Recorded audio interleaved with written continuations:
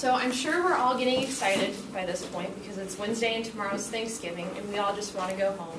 But I want you to picture your Thanksgiving right now. And I'm not talking about sitting around the table and eating a turkey dinner with your family. What are you going to do with your downtime? Are you going to go to the library? Or are you going to go to a bookstore? Maybe you already have a book and you're just going to spend your time under a warm blanket in the cold weather and reading a good book. But if the answers to my question are no, I want to ask you, why not? Ever since I was little, I've loved to read. At a young age, my dad would read me Dr. Seuss books, or on the rare and occasional days that it would rain in Arizona, my mom and I would sit on the couch and read books together as we listened to the rain. Even as I got older, I enjoyed going to the library and looked forward to the scholastic book fairs that came to my school. Even today, I still read, averaging about a book a week. Because for me, I like to make time for that, although some college students may argue that they don't have time. But for me, reading is an escape, because when I'm reading, I can forget why I'm stressed out or what I'm worrying about, and when I'm done, I feel relaxed and my mind is at ease. But today, I don't want to talk to you about why I love reading. I want to talk to you about why you should read. And for three main reasons, I think you should go and buy a book. And those reasons include increasing your vocabulary, understanding people better, and it's a convenient pastime. So first off, I want to tell you about how reading increases your vocabulary. Now, a study conducted by Anderson, Wilson, Fielding, found on the University of California, Long Beach's website says that children who read about 1 million words will encounter 20,000 unfamiliar words. Now, these children have a 5% chance of learning and retaining that word. So if you do the math, kids who read 1 million words have the potential to learn about 1,000 new words. Now, in that same study, the average fifth grader was shown to read about 600,000 words a day. And that was outside of school. So these children would read these words in books or magazines or newspapers. But reading just 15 minutes a day on their own, they can cover another 600,000 words. And if you've caught on, the more you read, the more likely you are to increase your vocabulary. But you may be thinking, I'm not a child. Can I still learn vocab at this high rate? And the answer is yes. Because according to testyourvocab.com, people between the ages of 15 and 32 will learn one new word a day. And the more you read, the more likely you are to increase your vocabulary. And according to myvocabulary.com, reading a better vocabulary allows you to communicate better with other people and better understand the English language. Now, my next point to you has a lot to do with what Matt was saying yesterday about social media. And although sites like Twitter and Tumblr and Facebook help us stay connected with people, they don't help us understand people.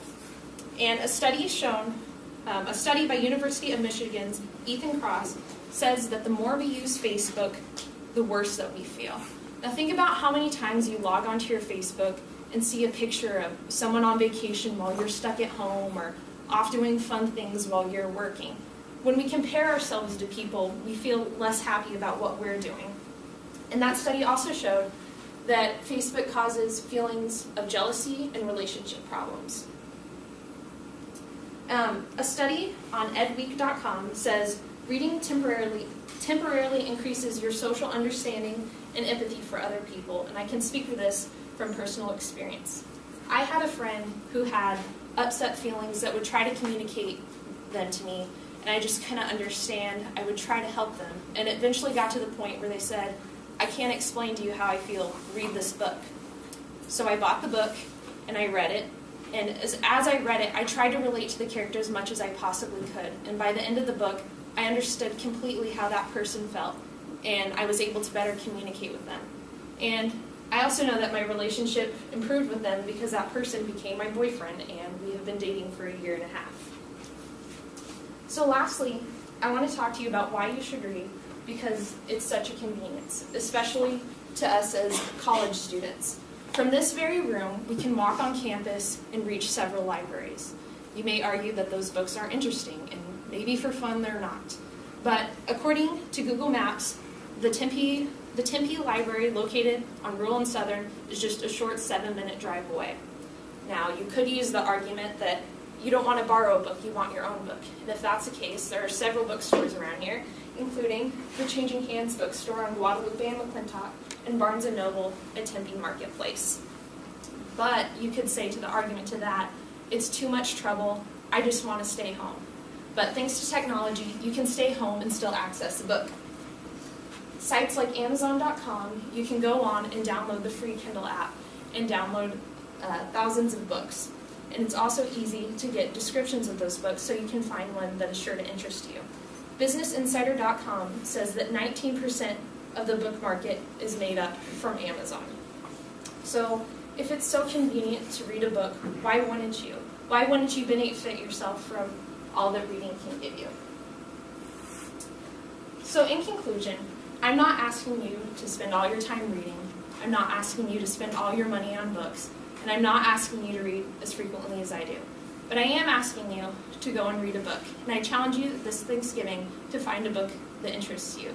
Because from reading, you'll find that you increase your vocabulary, that you understand people better, and that it's a great convenience pastime. And I know this will happen because I've been doing it for years. So start a new chapter in your life and read a book. Everyone has their own story, but only you can determine its end. Thank you.